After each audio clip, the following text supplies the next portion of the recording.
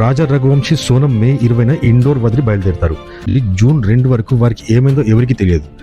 June 2వ రోజు రాజా రఘువంశీ మృతదేహం దొరుకుతుంది. అయితే మొదటిసారి మిస్సింగ్ రిపోర్ట్ మర్డర్ కేసుగా మారిపోతుంది. ఆమె జూన్ 9వ తారీఖున రాత్రి గాజీపూర్లోని ఒక డాబా దగ్గర సరెండర్ అవుతుంది.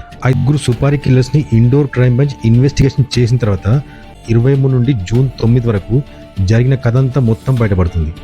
మృతదేహం కనబడ్డప్పుడు, అంటే హనీమూన్ ట్రిప్ కు షిల్లాంగ్ వెళ్ళిన ఇద్దరిలో ఒకరి మృతదేహం కనబడ్డప్పుడు వెంటనే అన్ని మీడియా సంస్థలు ఈ కథపై దృష్టి సారిస్తాయి. మే 25న సోనం ఇండోర్ చేరుకున్న తర్వాత ఇండోర్లో ఆమె ప్రేమికుడైన రాజ్ కుష్వాతో కలుస్తుంది.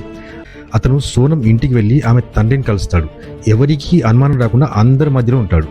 కానీ ఈ వార్త వైరల్ అయిన వెంటనే సోనం ఇంకా రాజ్ కుష్వా ఇద్దరు భయపడతారు. సున్నా ఆమెను ఇండోర్లో చూసిన వెంటనే గుర్తుపట్టే అవకాశం ఉంది కనుక వారి నెక్స్ట్ ప్లాన్ స్టార్ట్ అవుతుంది. రాజా గురించి వార్తలు హెడ్లైన్లు రాగానే మేఘాలయ పోలీసులపై ప్రెషర్ స్టార్ట్ అవుతుంది.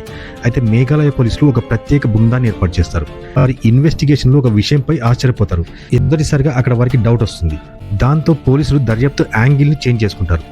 సోనం ఆమె కుటుంబ సభ్యులకు కాకుండా వేరే 2 నంబర్లతో రెగ్యులర్గా కాంటాక్ట్ చేసింది. పోలీసులు ఆ 2 నంబర్లను ట్రేస్ చేయడానికి ట్రై చేస్తారు. అప్పటికే ఆ 2 నంబర్లు కూడా ఇండోర్లో ఉన్నట్టు గమనిస్తారు. ఇండోర్ పోలీసులకి ఈ ఇన్ఫర్మేషన్ అందిన వెంటనే వారు రిపోర్ట్ ఫైల్ చేసుకుని ఒక్కొక్కరిగా రాజ్ కుష్వాని మరియు ఆ 3 సుపారీ కిల్లర్స్ ని అరెస్ట్ చేస్తారు. అతడు కత్తితో దాడి చేసినప్పుడు ఆ రక్త మరకలు అతని జాకెట్ మీద కూడా పడతాయి.